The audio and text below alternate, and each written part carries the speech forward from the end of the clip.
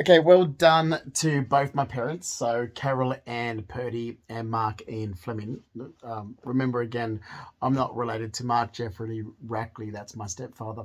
Um, well done in the last 9 years. I really should cut them both off.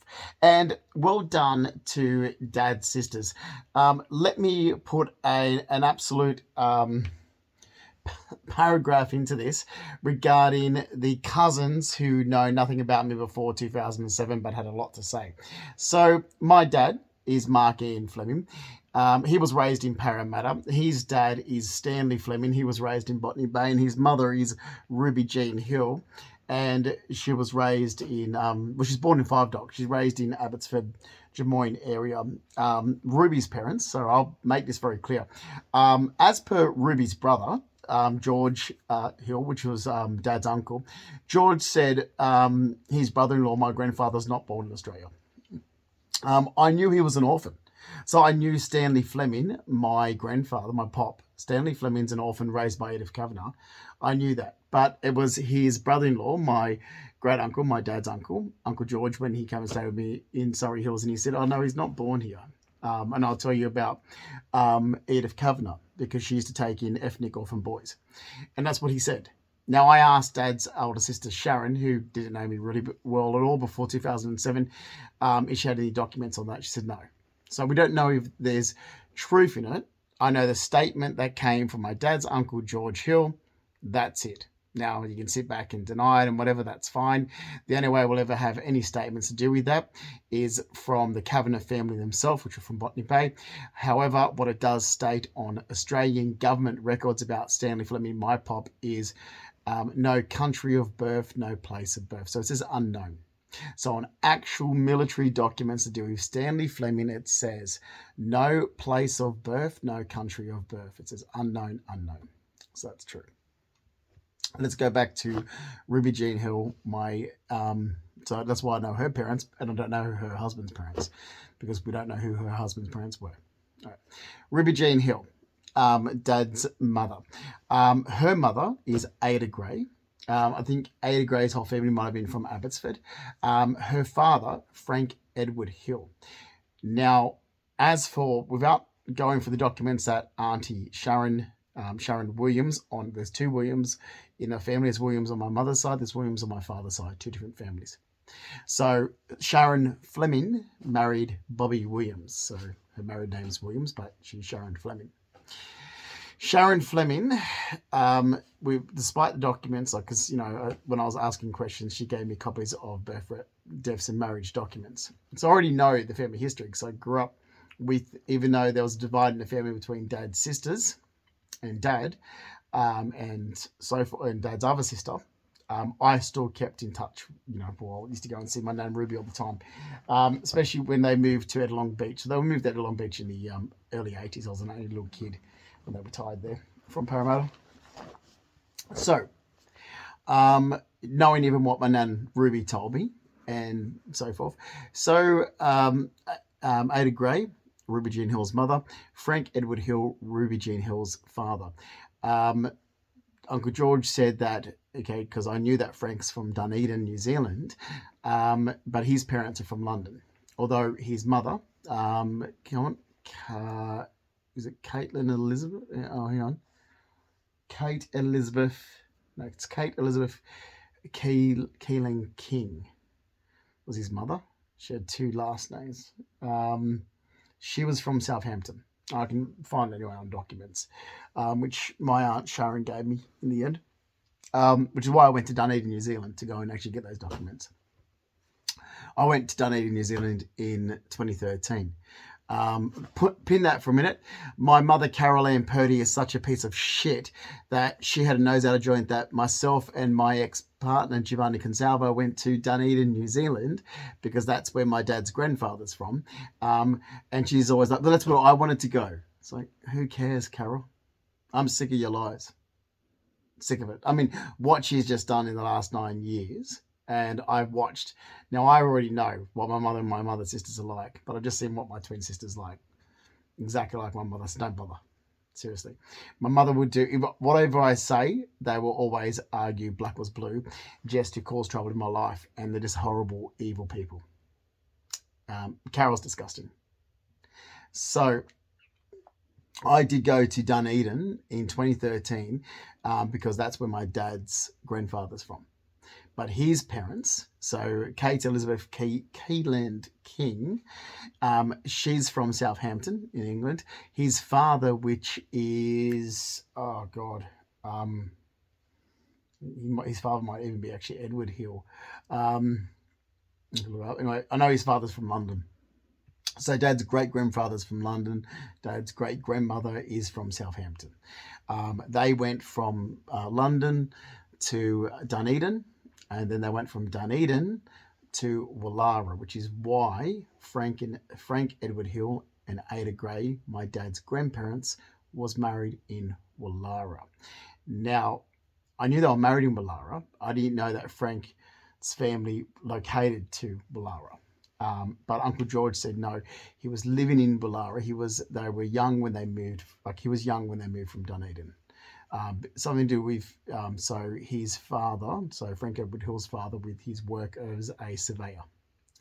So that's what I was told by Uncle George, and that matches the documents. So when you say what you were told, oh, but could it have been a story? It's like, well, what I was told to what matches as actual documents, government documents, coincides with each other.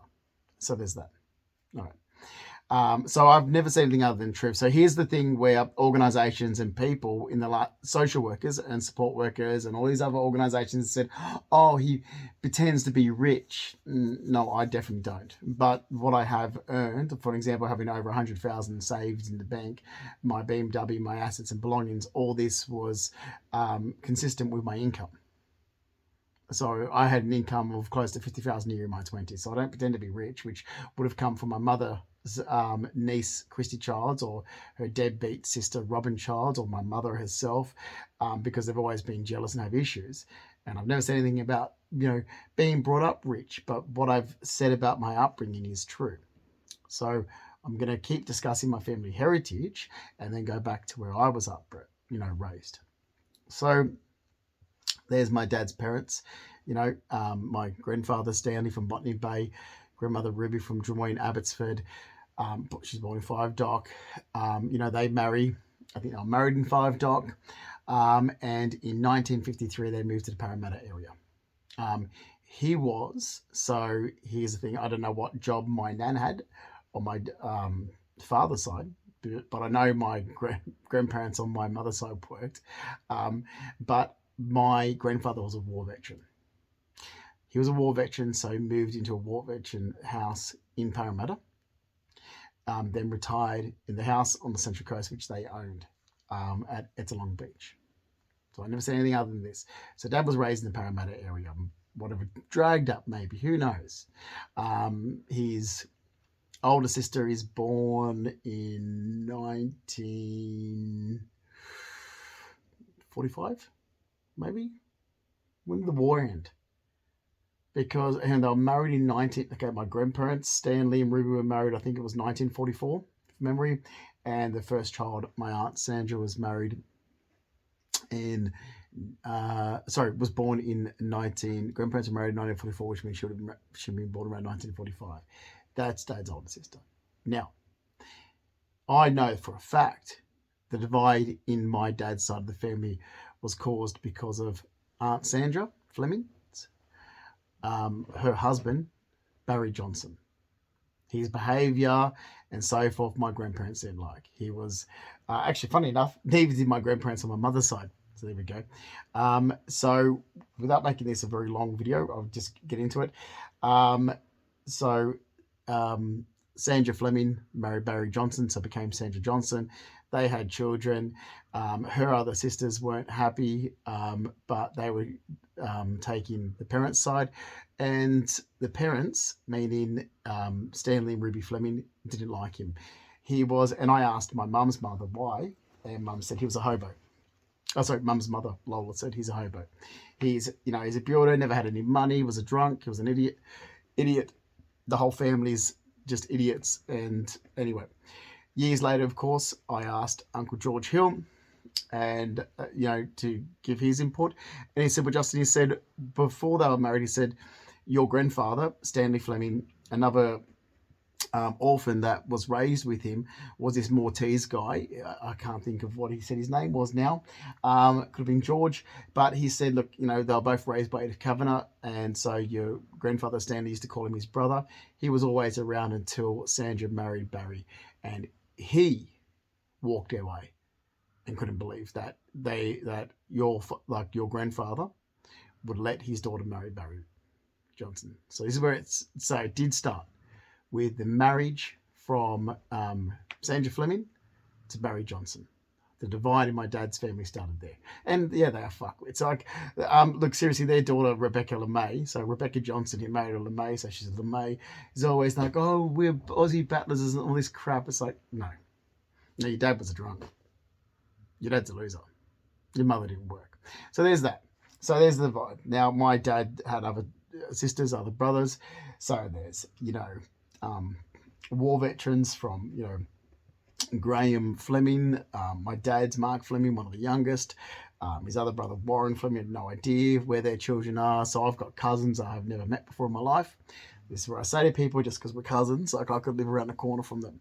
So you've got, Sandra Fleming, then who come next was Graham Fleming, Sharon Fleming, I think it might have been Warren Fleming, or could have been Dad. No, I think Warren Fleming, then Mark Fleming, then Linda Fleming. So growing up, even when my parents were together. So I was always close to Dad, but there's the divide. So even when my parents were together, we didn't have too much.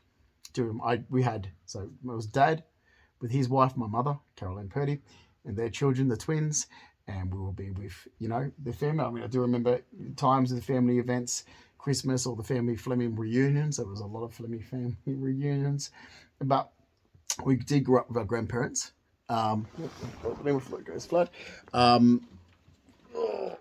Which is the Flemings, and so I do remember Rainbow Street very well in Parramatta.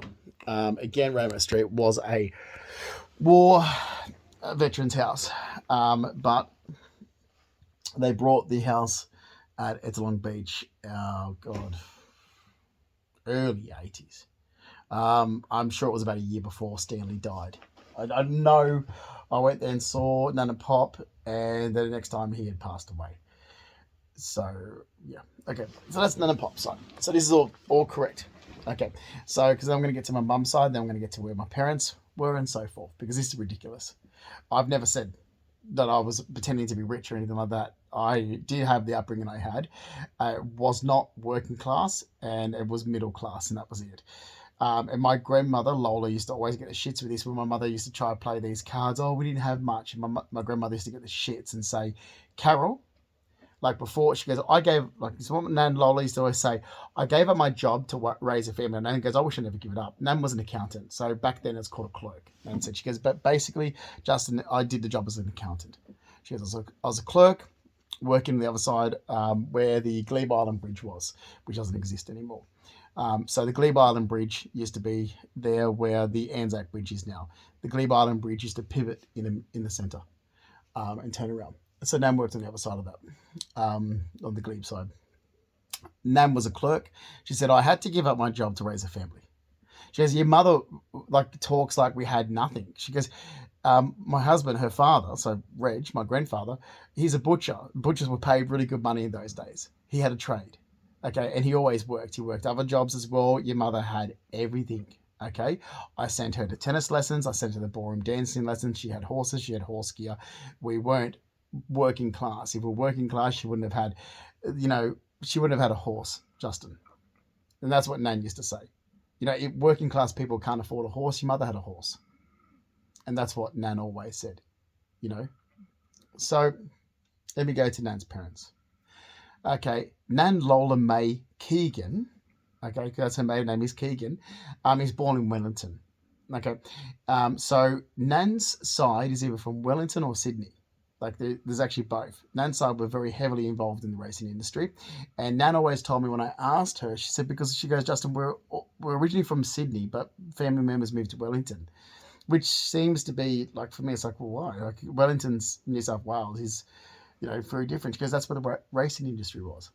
So if you're in the racing industry, and she goes, her father, like they always have racing horses. She goes, her father's a jockey. He said that's what you did. You had to be around the racing industry. Like that's where the breeders were and so forth. So apparently, Wellington, New South Wales, was used to be a massive, big racing industry there of breeding horses and so forth. And that's what Nan said. She goes, but this is from Lola's words herself. She said, but my grandmother lived in Bellevue Hill. Now, let me tell you this, what I know facts from speaking to those family members, even in 2003, which is the last time I did. Let me tell you for facts. Okay. So, yes, Lola May Keegan is born in Wellington. They moved to Leichhardt, 43 Piper Street, Leichhardt, when she was only a little girl. Nan said she was only in primary school, just started primary school. So she would have been about the age of 6. All right. Her mother, so my great-grandmother, who I was very close to growing up, which is Mary Ann Sayer. Okay. Her husband is Arthur James William Keegan. He had 2 middle names. So it's either Arthur William James or Arthur James William Keegan is her father, who was a jockey. Now, I don't know much about my nan's father's side of the family, which is the Keegan, but I do know a lot about the Sayer side of the family because I was very close to the Sayer side of the family. The Sayers are from England. The Sayers are from Bellevue Hill, the eastern suburbs of Sydney. The Sayers had a lot of money. That's the side I know about. That's also the side that I grew up around. Okay. So my great-grandmother, Mary Sayer, because that's a maiden name. Okay. So her mother is Julia Sayer, but Julia's maiden name is Ryan.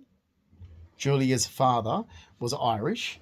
Julia's father's name is Matthew Joseph Ryan. Julia's mother is French. This is what actually started this bullshit in the last 9 years as well. Why did someone bring it up to Reginald George Purdy, my grandfather, when he was saying this even back in the 90s? This is known. I mean, this is ridiculous to say it's not known when people know that Bridget was actual French. Bridget, who was French, married an Irishman. So Bridget's last name, her maiden name before marriage, is Dufresne. Large D, small E, large F, Rain. Bridget Dufresne married Matthew Joseph Ryan. So a French lady married an Irishman. According to Lola, my grandmother, she said that Bridget, she doesn't have records because Bridget's not from Australia. That's what Nan said.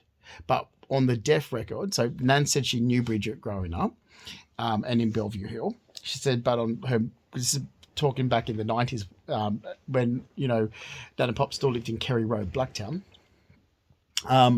She said to me that, so if you have a look on her grandmother, Nan's grandmother, Julia's death record, you'll see Bridget's details there. So that's where you can get Bridget's details from, is what my Nan said. And that's actual facts. It is there on the record with birth, deaths, and marriages in Australia. So all that's true. Now, let me explain something with this, because I've said this as well. So, okay. Nan's grandmother, Julia Sayer. Okay. So her husband is George Gurley Sayer.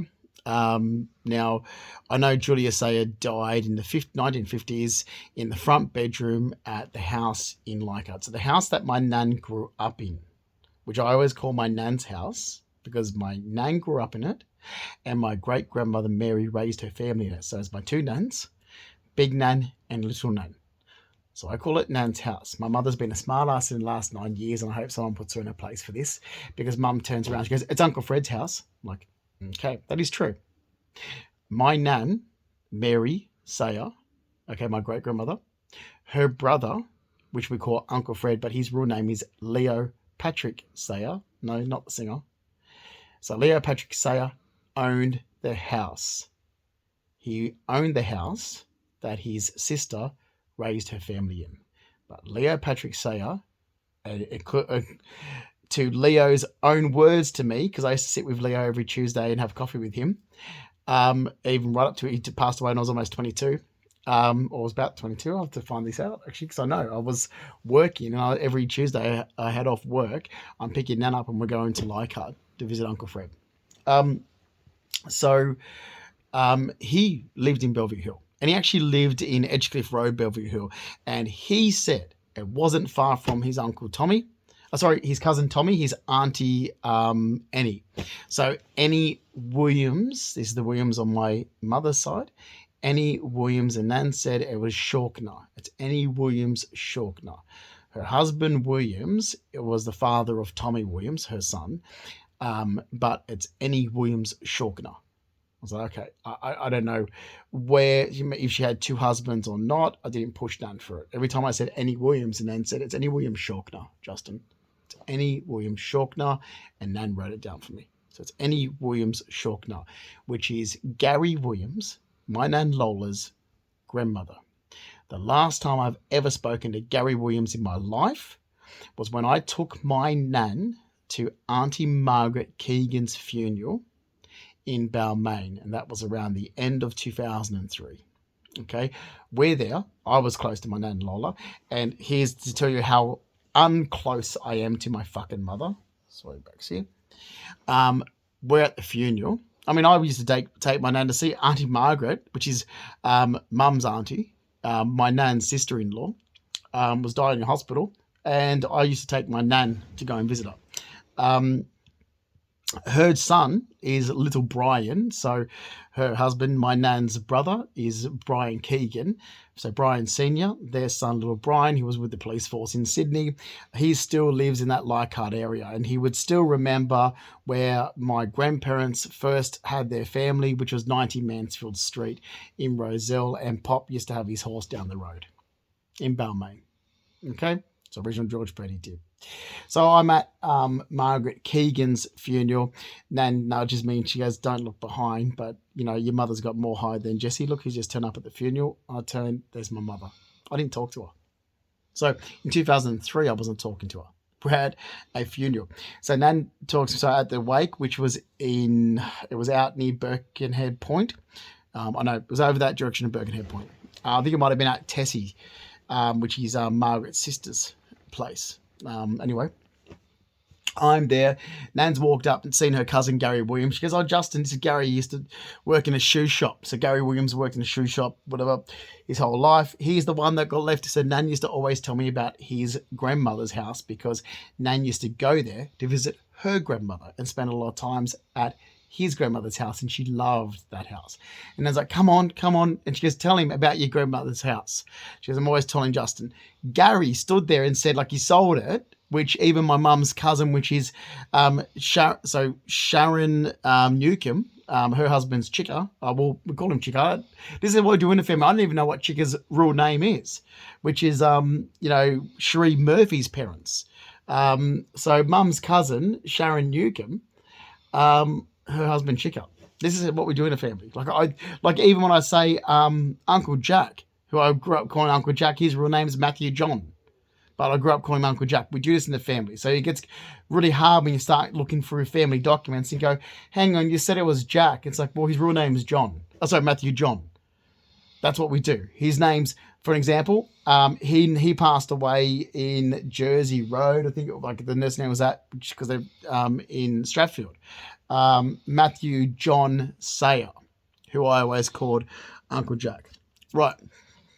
We're getting somewhere with this because I've never said anything that hasn't been untrue, but then there's documents where it says I pretended to be rich. No, I didn't. What I'm stating is the truth. So if you're taking that as, "Oh, that's rich," then you're taking it to the way you're taking it. But what I'm stating is the truth.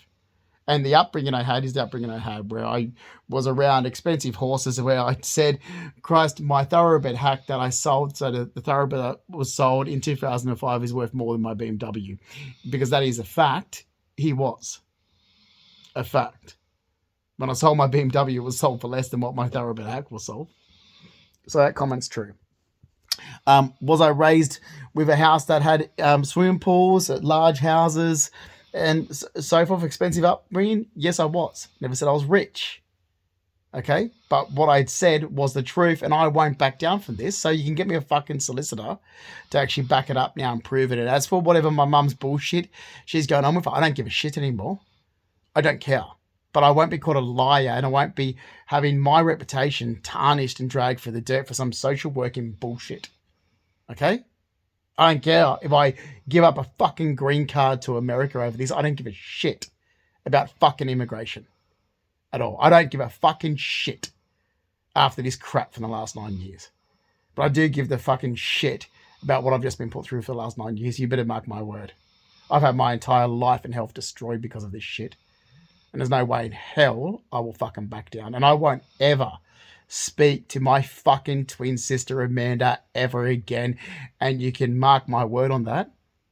If she was dying in a hospital bed tomorrow, I wouldn't spit on the fucking bitch I hated that much after the last 9 years.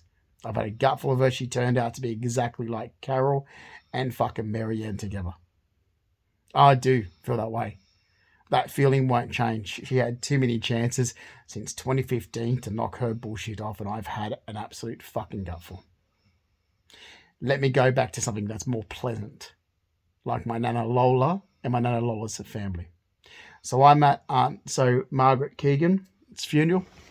Margaret Keegan, of course, is married to Nan's brother. Their son is Brian Jr., so little Brian we call him.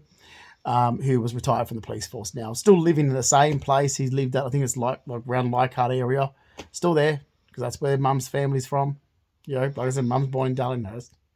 So, to do with, to do with Lola, again.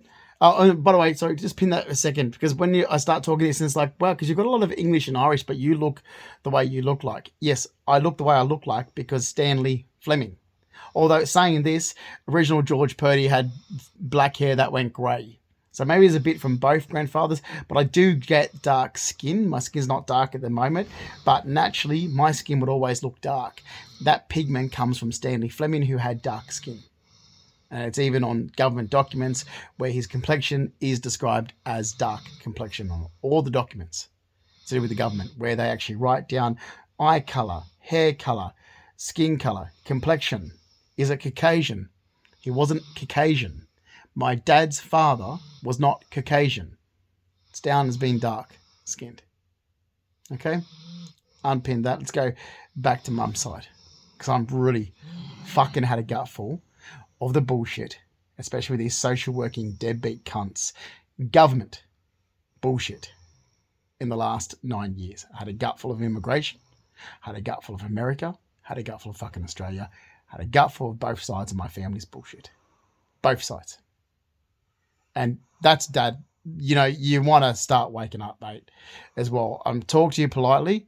You want to defend your son. Okay? My mother is a lost cause, and she's always been a fucking lost cause.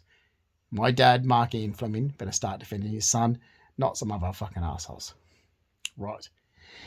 So, again, 2003, I'm at Aunt Margaret's Keegan's funeral. Gary Williams, which is Nan's cousin, said he still lives in Bondi. He said, I sold mum's. He goes, yeah, it was just, the house was too big for me to manage on my own. It was a massive big house. And Nan said, I told you. Because then I love Nan's house in Leichhardt, where she grew up in, 43 Piper Street, Leichhardt. It's a 3-bedroom house. It was big. 3-bedroom terraced house. Nan's like, oh, that's not big. I liked my grandmother's house. That's what Nan used to say. She goes, Gary, tell him. It was a massive, huge house in Bellevue Hill. And that's Gary's grandmother's house. So that's Annie William Shawkner's house. Annie's other sister is the one we called Mad Auntie May, who's also from the eastern suburbs of Sydney. Nan used to say Mad Auntie May killed all her husbands. And it's a joke. And I said, oh, did she, Nan? She goes, well, put it this way. All of her husbands were very rich, very old, and they all died. And that's what Lola used to say. They're from Bellevue Hill. Okay. Nan's grandmother, I think Nan's grandmother got married in Wellington. So Nan's grandmother, Nan's grandmother before she got married, according to Sharon Newcomb, and I don't know if this is true or not, I have to check records, she went to London, or she went to England to see her husband's family. So George, Gurley, Julie, Before Julia was a Sayer, when she was a Ryan. Remember, Julia's mother is Bridget Dufresne. Her father is Matthew Joseph Ryan. Before Julia married George Gurley Sayer, they went to the UK to meet his family. Came back, got married. Somehow that side of the family, Nan discussed this with me, I said, so they've all had racehorses. And I said, your whole family is brought up with racehorses, Justin, and gallopers. She goes, that's why I tried to get your mother to stop being involved in the equestrian, because I didn't want to have that in my life anymore. I sent your mum to ballroom dancing and tennis lessons. That happened. Oh, whether Tony Pincham, mate, whether you fucking dad's brother-in-law, whether you fucking like it or not, yeah, my mother had tennis lessons growing up and ballroom dancing lessons, mate, get fucked. Yeah, these lots think that somebody now that they've moved down near Bowral. And I'm always a smartass to him going, oh, how's Bowral? Like, I'm sorry, I'm that pissed off with him because that side of the family, I'll go to that in a minute, don't know anything about my mother's side, vice versa. So stop your bullshit into my life. Thanks very much. It's caused and cost me 9 years of fucking damages. And not to mention my health, what it's caused me, because you've twisted this into organizations, and I look at you bastards and think you're fucked, because every statement I've actually made, including every statement I've just made here, is facts. You can go check it for birthdays and marriages. Every statement that was given to me, fine, it was all like information that was given to me by grandparents, great grandparents, my nan's cousin, my great grandmother, my great uncle. All these information that was given to me growing up, I've then got the documents for that. So the information that they told me, the documents back it up. So information they told me, that backs up. Plus, I grew up going to 43 Piper Street, Leichhardt. Uncle Fred left that house to my nana Lola, Lola became Purdy when she married Reg Purdy, of course. And Nan sold that in 1999. I used to go to that house all the time. How did I visit my big Nan? Great-grandmother, or Uncle Fred, was always at that house because Big Nan moved back to that house back in 1989. And I was the closest to Big Nan. I used to go to that house when no one other family members were going there. So I used to go, Reg would be like, come on, Lola, let's take Justin to see his Nan. That's what he did, because Pop felt a bit guilty knowing how close I was to Big Nan. And Big Nan wasn't at Curry Road, Blacktown. So I was like, come on, let's go see your Nan. Come on, get in the car. We go in there, we can go to the fish markets on the way home. That's what Reg did. Reginald George Purdy. So I'll be there in Blacktown at Kerry Road. He's like, come on, get in the car. Come on, Lola. We're getting there. We're going to Piper Street. We'll take Justin to go and see Nan and like his mother-in-law, mum. And we'll stop past the fish markets on the way home. Yeah, oh, by the way, every single birthday my mother's younger sister, Miriam Mahowski, had, every single birthday, we had lobster at the fish markets. Every birthday, Miriam Mahowski, so Miriam Purdy, who married a Mahowski, every birthday she had. Okay, lobster from the fish markets. Okay, so let's go back to this. So we're at the funeral. Yes, I've said it so many times, 2003. And now I've also driven Nan up around the eastern suburbs to try and see if she remembers where the house was. I would love to get the address of the house because I'm sick of this shit. I know where Uncle Fred's was. I think it's, I know it was. I have to check documents, but I'm sure it's 33 Edgecliff Road, Bellevue Hill. He was still living there right up until after the war finished. He would have been 30. Still, in his 20s, he was still living in Bellevue Hill. He owned the house in Leichhardt. when he was still in his 20s. His sister raised her family in that house, but he lived in Bellevue Hill. He lives in Edgecliff Road, Bellevue Hill, number 33. That's where Uncle Fred's from. Okay, his other family's from other areas of Bellevue Hill. So this is all facts, whether you wankers like it or not. And who was I close to growing up, which is why I'm a snob? Big Nan and Uncle Fred. Leo Patrick Sayer and Mary Ann Sayer, who married a Keegan, so she's Mary Ann Keegan.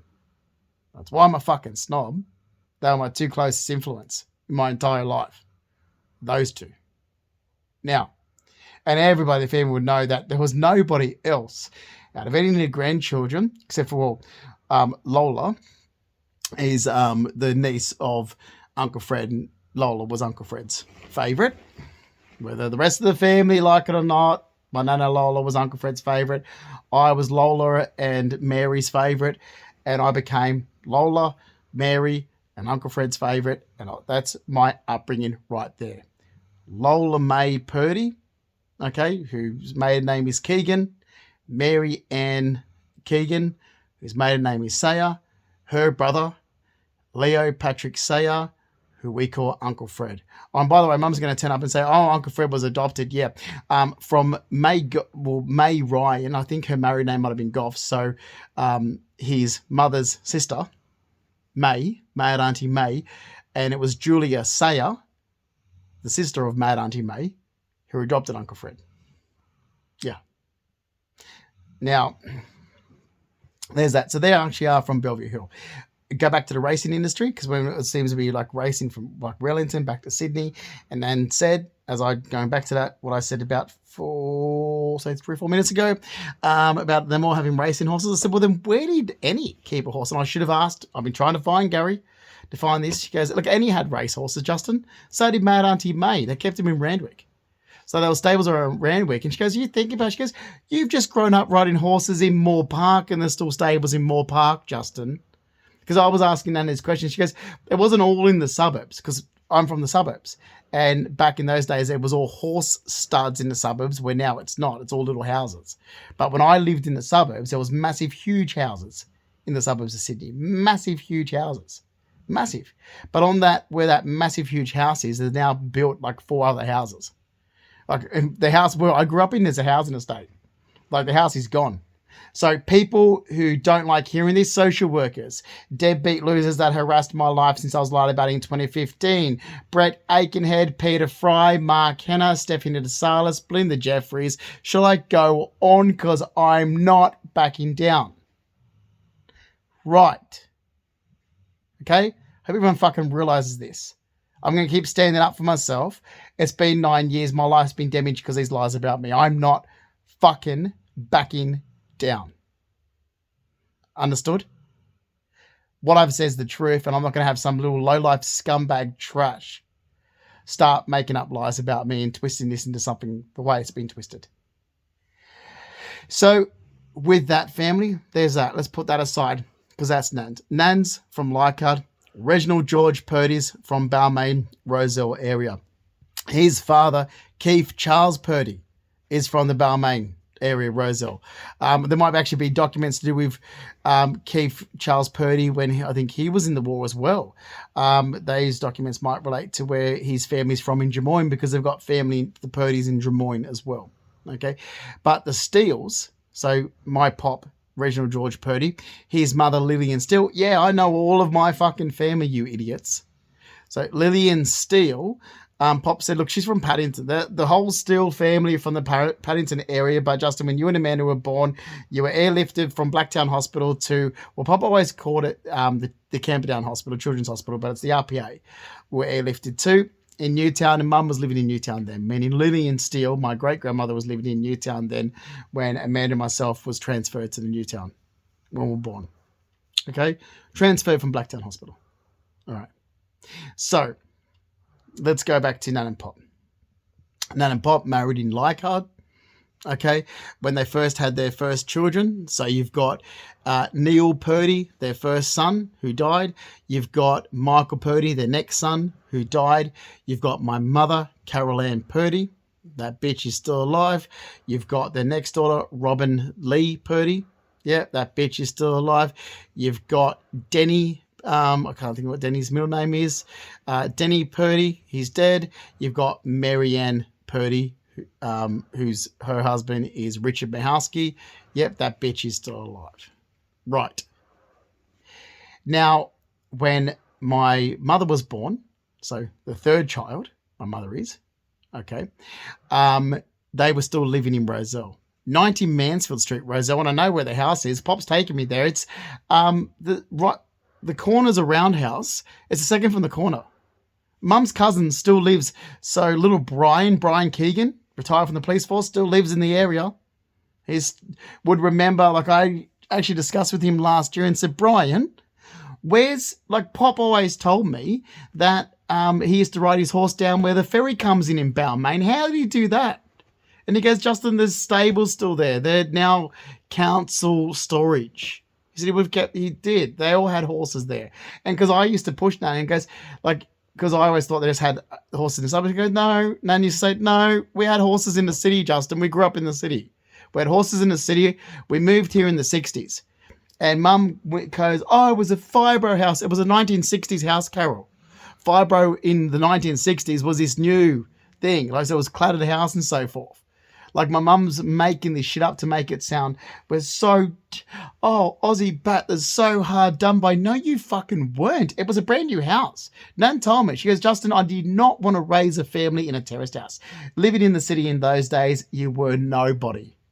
Justin, you were nobody living in the city. You had to get to the suburbs. And I pressured Reg. So we went to Medowie to save more money. And that was the house, that was his brother's. So Raymond Purdy, Raymond Sr., who died in King's Cross. That's where he was living. He had a house in Medowie. We went there for a year. We saved the deposit and moved in the early 60s. And it was actually 1962 they moved to Blacktown. Okay? Now, they brought there and Nan said, oh, Justin, it was beautiful. It was a brand new house. She said there was only one owner before here who didn't even live in it for a year. She goes, it was beautiful compared to what we came from. Like, in the city, we're living in terraced houses. And I'm like, there's a big difference now, Nan. Because in those days, you lived in a terraced house. It wasn't anything. There's a turnaround. She goes, it was so beautiful. She said, I loved it. She said, we had a suburban life. Pop didn't want to leave the city. He said, I've never wanted to leave Balmain. And Nan said, oh, Reg, I wasn't raising a family there. They had hedges, they had gardens, like they had a front, like beautiful maintained lawns, everything, like Morea hedges. So they were very proud that they actually had a suburban life. So in those days, to have a suburban life meant you were somebody. Okay, that's where the difference is now. In the 1960s, to have that suburban life, you were somebody. Nan said nobody wanted to live in the city. You were nobody. So what your mother's saying is rubbish. It's absolute rubbish. She goes, I gave up my job as a clerk, which is what you call an accountant these days. I gave up that job to raise my family. We survived on Reg. We didn't have to have two incomes. We survived on Reg's income. He had a trade. He was a butcher. We had a good life. That's what she said. Those are Lola's words. So that's how my mother was end up being, 7 years of age, being raised in Blacktown. Okay. Then come along. My mother meets my father, Mark Ian Fleming, in Parramatta Fair, Wentworthville. Wentworthville Fair, that when they were teenagers. And it was Mum's sister, Robin Lee Purdy, who married Reg Childs, who actually dated my father first. They separated, and my mother dated him and married him. So Carol Ann Purdy married Mark Ian Fleming, a builder. Carol Ann Purdy, a paralegal.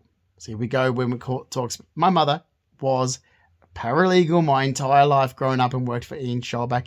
And her closest friend when I was growing up in the 80s was Ian Schalbach's wife. And I wish she would stop, because she seems to forget these nice friends that she had, because I went to Diane's funeral. Diane Schalbach from Clifton Gardens, David Street, Clifton Gardens.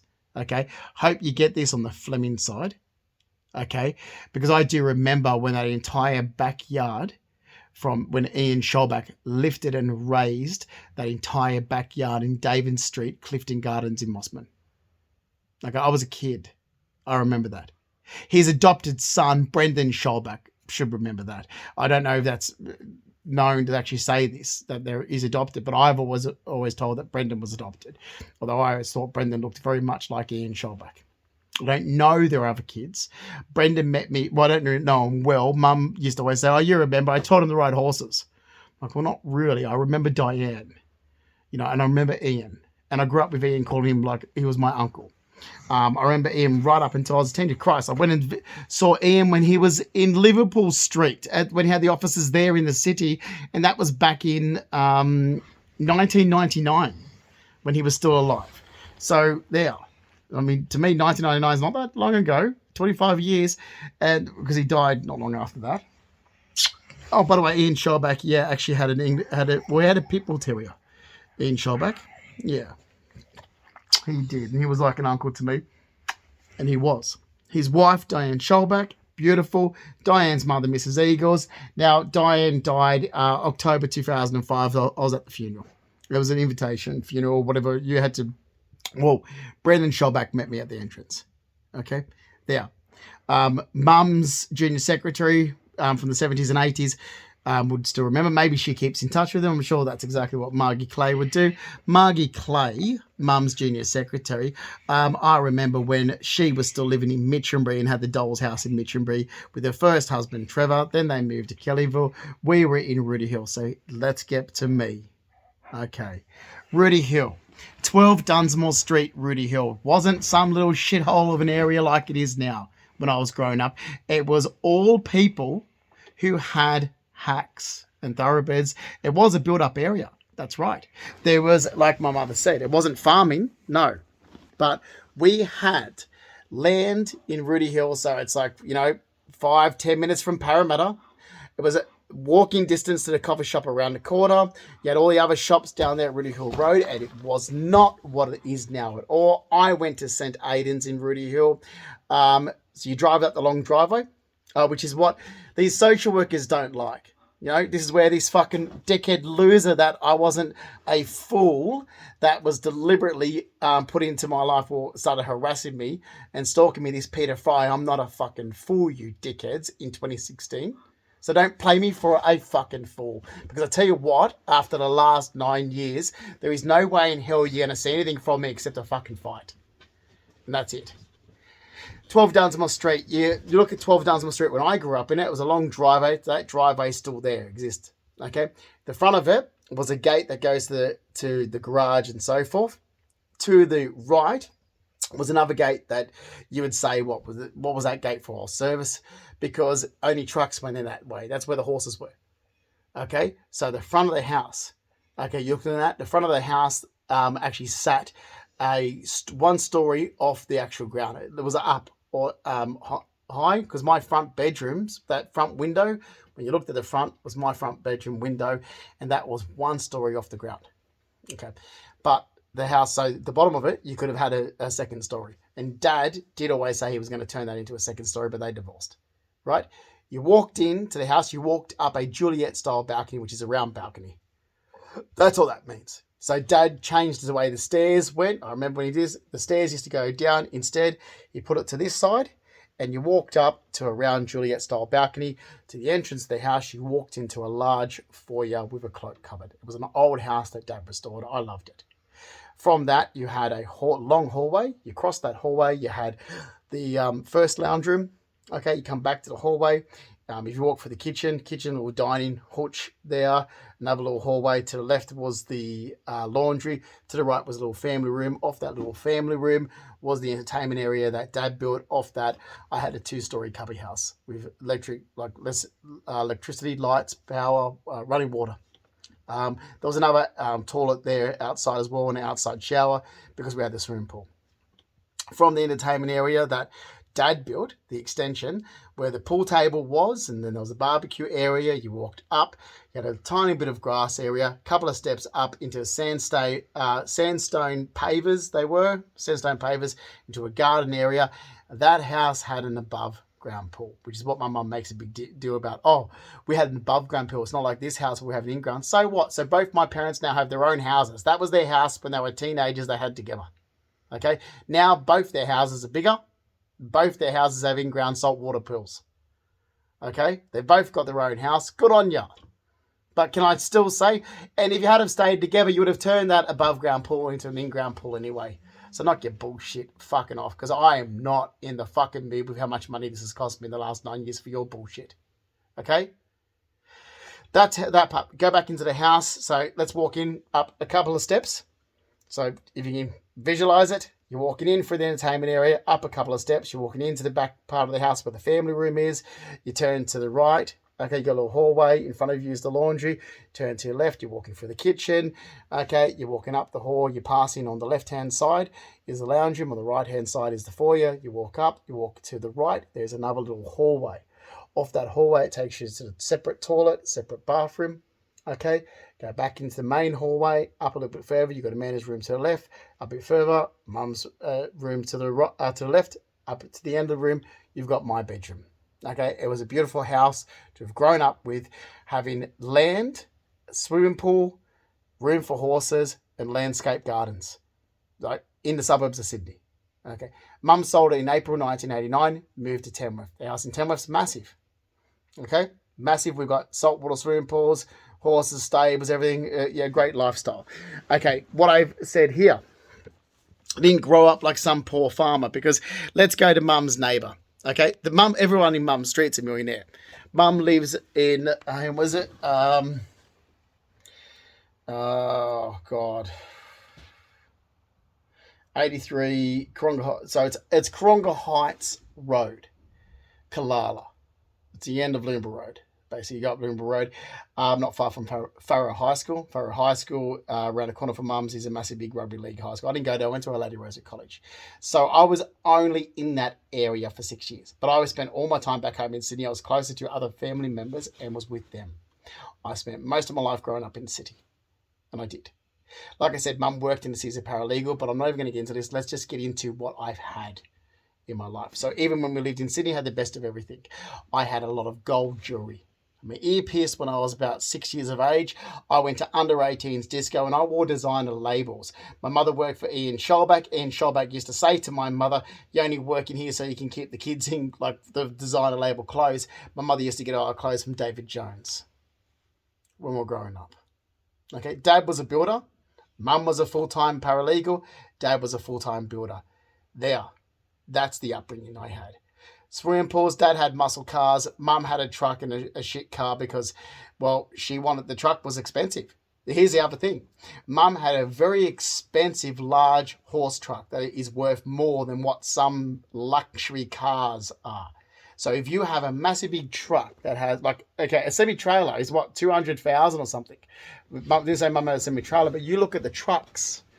The trucks are worth more money than some luxury high-end Mercedes-Benz even. It's like they're just expensive and they're expensive to maintain. So when my mum was married to my father, she had a truck, not an F100. That phase came with her second husband because that's what her second husband liked. Mum had a truck to tow for her horses to go into. That truck was expensive. My dad had an expensive car that my mother wasn't allowed to drive. So my mother had a second car that was just a runabout car. And my mother complained about it. But the thing is, well, sell the truck then. Because the truck, just to keep the truck, what it takes per year to maintain that truck and keep it. And I remember these arguments. You could buy a luxury car. And that's the truth. For what it costs to maintain that fucking truck, you could have a luxury car. She didn't want that. So she still had the massive big truck for the horses, for the hucks to go into. And she had the other car. And Dad had a luxury car. Right. We're getting somewhere with this now. So then my parents divorced, whatever. Dad's at Empire Bay. Where he is, he has what suits his life because he's a builder. Perfect. Mum has what suits her life. Yeah, sure. Mum went to a phase of having F100s, which I thought was creepy. This was all some big phase with her second husband, Mark Rackley. Whatever. Who gives a shit? Still, the truck that she ended up getting even after she moved, the truck was at like close to 100,000 or if not more in the 90s.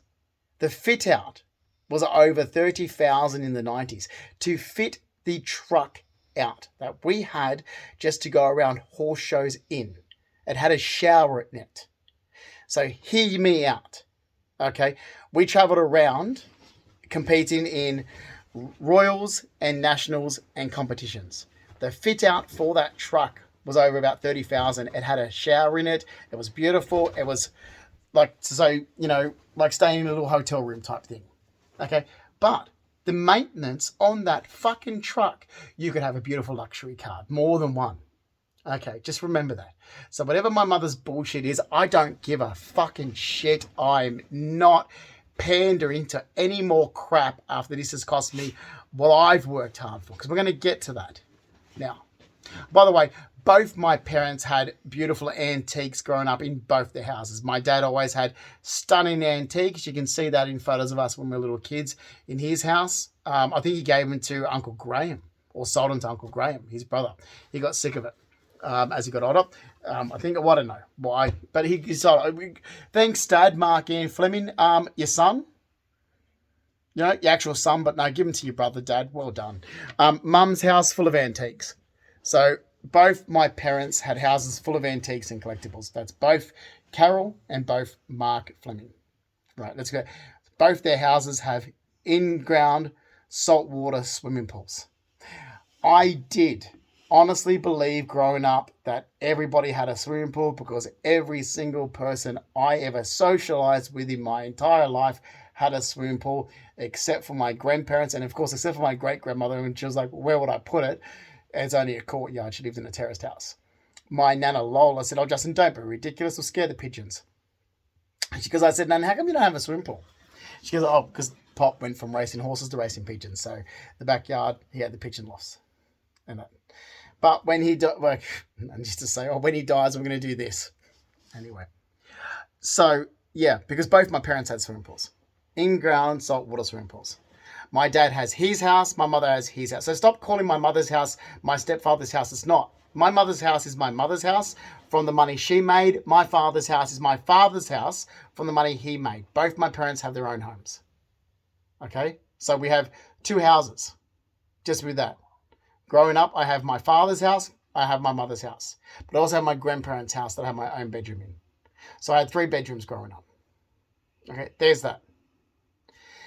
As for so start listening. I've had a gut full of you fucking assholes. Seriously, I've had a gut full of fucking social working cunts of people since I was lied about in 2015. Really have had a gut full, and I'm not going to be polite anymore walking past people. So there's this. So the life in Tamworth, okay, what was it? Everyone thinks it was some farming life. No, it wasn't, because we didn't live on a farm. We had land for horses, for breeding and so forth, to have thoroughbred hacks and compete in nationals and royals like I did. Okay, but my after-school activities was art, design, theatre, musicals. I was always in every musical you could think of. Anything that was going, I was in it. Oh, drama, there, acting school, acting classes, modelling. That's what I did. You wouldn't think so now because the last 9 years these assholes, look at me. I look nothing like I resembled 9 years ago. Nothing. Because of these fucking bullshit and mental fucking crap bullshit from government departments. It's like, seriously, I've had a gutful.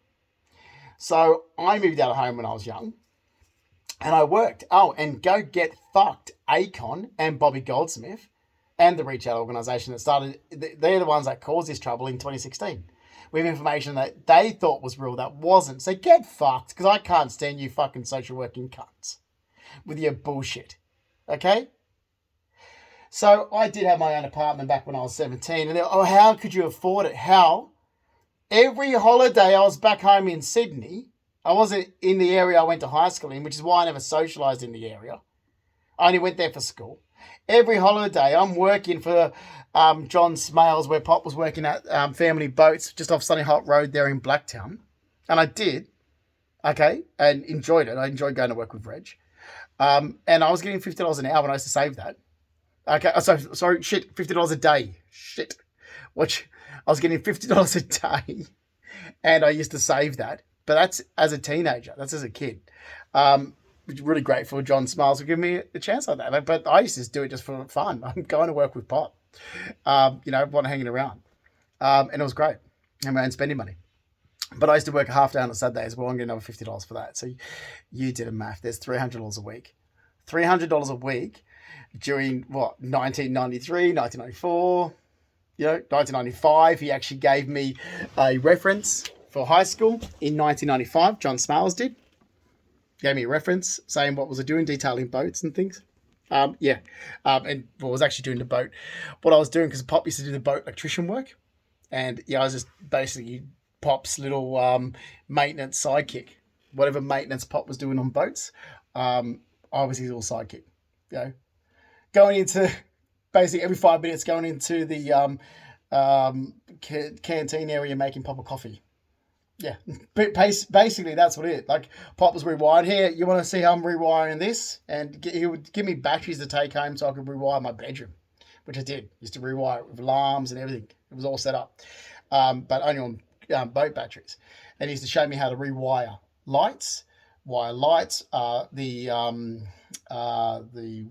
call it? There was like not walkie-talkies. What do you call them in those days? In the 90s, like where you press in and say, rubber ducky, breaker, type thing. Those are. So that's what he was doing. Pop was rewiring all the boats, and I was Pop's lackey. Nan used to call it. He goes, oh you know, it's his lackey, and I used to be his sidekick. But I got paid for it. Always worked. Always had after school activities, and yeah, and then I did paint the retreat theatre. I've got references still from, I think the guys are dead now, but, you know, I used to do odd jobs. And again, oh my fucking God, let me tell you. So I was involved in acting classes and so forth. And I ended up doing maintenance. Tony Wormsley's son was an electrician. And he used to get like his son to do electrician work. And they used to go, so I used to knock about and stuff, and I knew how to do maintenance stuff. I'd always learned off my grandfather. So then there was the plot, like I fixed a fucking toilet in the green room. I did maintenance stuff as a teenager. As another little sort of side job. I never stopped working, so I kept saving. So then in 1997, I rented an apartment off. Oh, look, I was only there. I needed someone to stay. I wasn't going to stay with my mum's because I was back home in Sydney living, and I only went there. So I wasn't living there. I stayed there. I moved back home to Sydney in 1995, but I entered a competition in the area, and I kept winning the competition each heat. And I was like, oh, I'm going to have to stay. So I needed somewhere to live, so I rented an apartment in the area. That's the only reason why I was there at that time. But I can, you know, go through all the money I earned as a teenager, or what I can do is I can say again, I was studying fine arts certificate at Newcastle. What's it called? Is it Hunter Street, TAFE College, Art Annex. Anyway, in 1996, 1997, I was studying design fundamentals. So when I went for the competition, I changed courses and I was doing design fundamentals at Johnson Street, Tamworth TAFE in the east, and I was living in East Tamworth. There then, or northeast, whatever it is, no, East Hill Street, and studying design fundamentals and working. But in all these days, we're not. So before the GST, cash in hand jobs were everywhere. I keep saying this is getting so ridiculous now. So before John Howard brought the GST in, which was, what was that, the year 2000? So this is where the young kids today that are in jobs that have no idea. It's like, but in the 90s, how come there's no record of it? So we didn't have record of income or anything back in those days. Everything was cash in hand.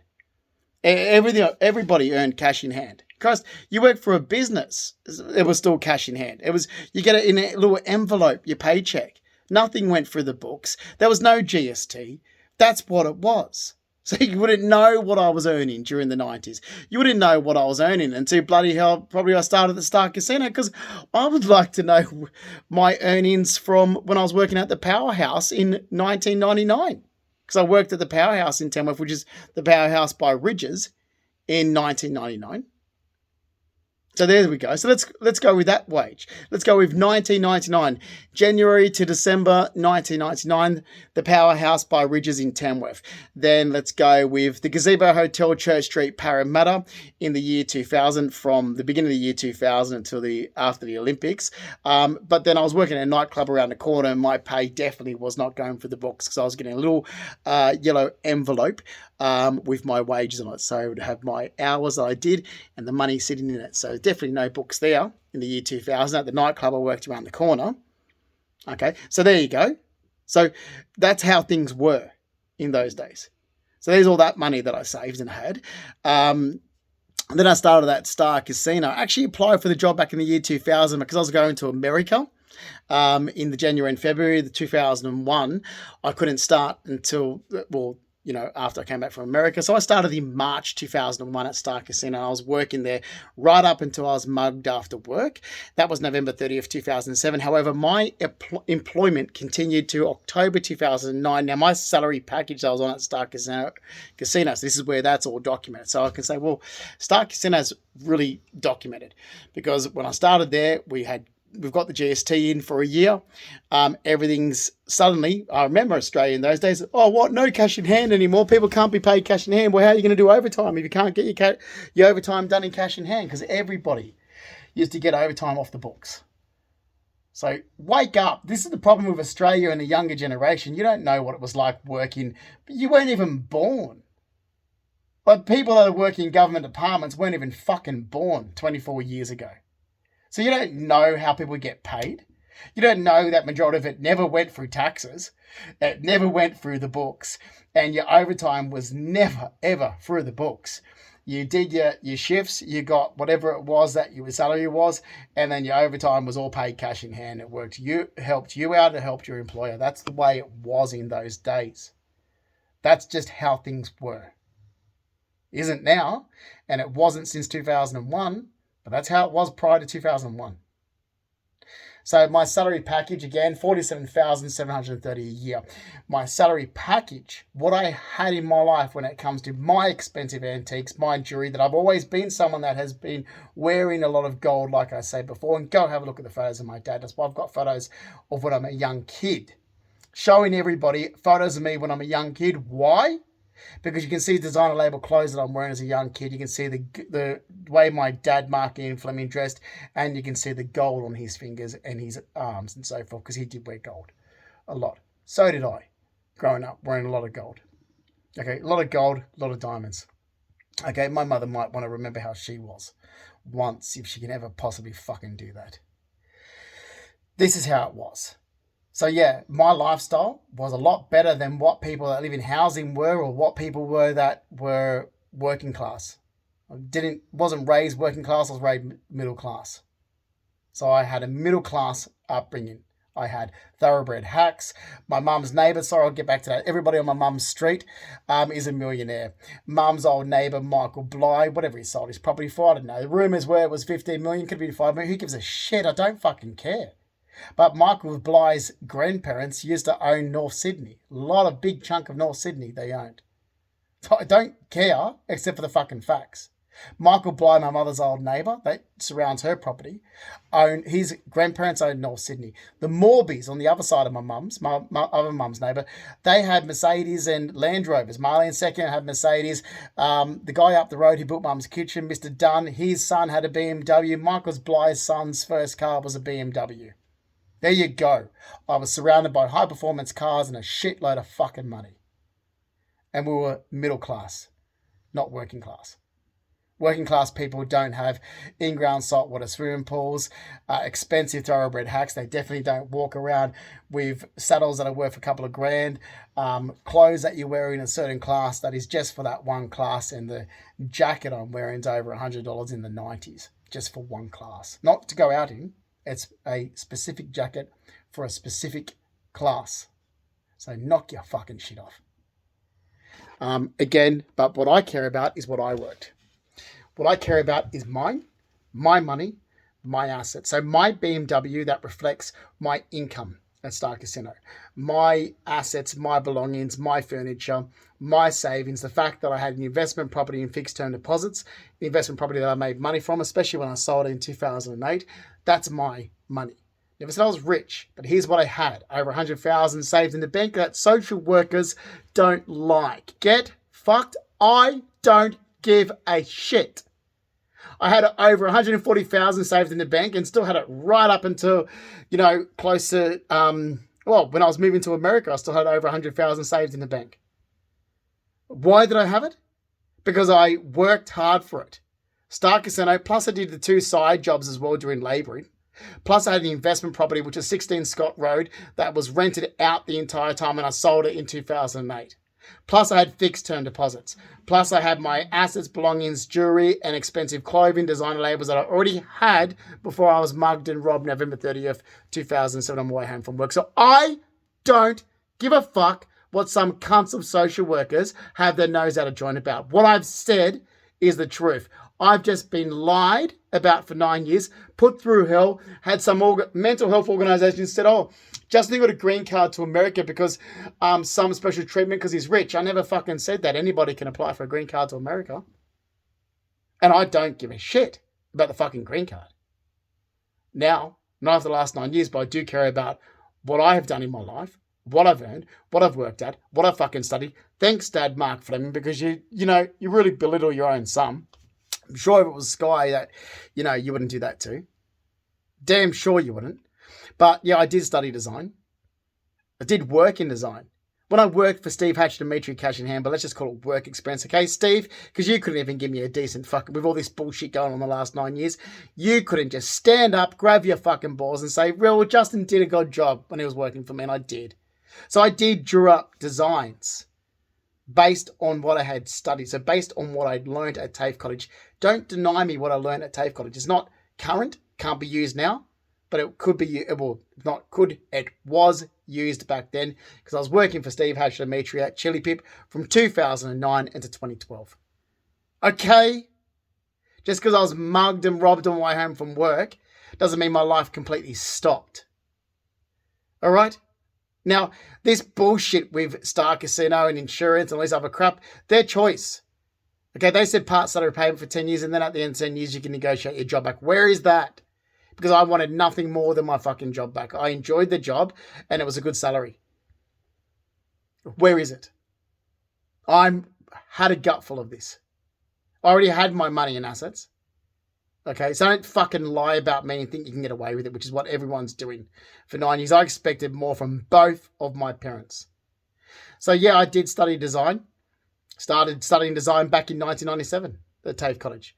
So I went back to my design studies in 2009 and 2010. I worked for Steve Hatch and Dimitri from 2009 to 2012. I did design one-off sofas. So I drew up designs. Then I looked at what he had as floor stock to say, okay, well, how can I make my drawing fit in with what templates he has? Oh, okay, we can take the Largo, take the Ascot. I can combine that. I'll fix this so the warehouse understands, upload it into computer system and say, look, as per this, start off as an Ascot, go into a Largo at, from 200 millimeters to this so they can change the templates to fit my design. I did that. But since 2015 or since fucking immigration shit, I have just been denied the fucking truth. The only thing that stopped my fucking life has been this defamation of character towards me, discrimination towards me since 2015. That's it. Nothing else. This mental health crap, this bullshit, this accusing me of using drugs or selling drugs or being some criminal, that has destroyed my entire life. That I need a solicitor for. That I need both my parents to fucking wake up to yourself. I'm your fucking kid, not your fucking enemy.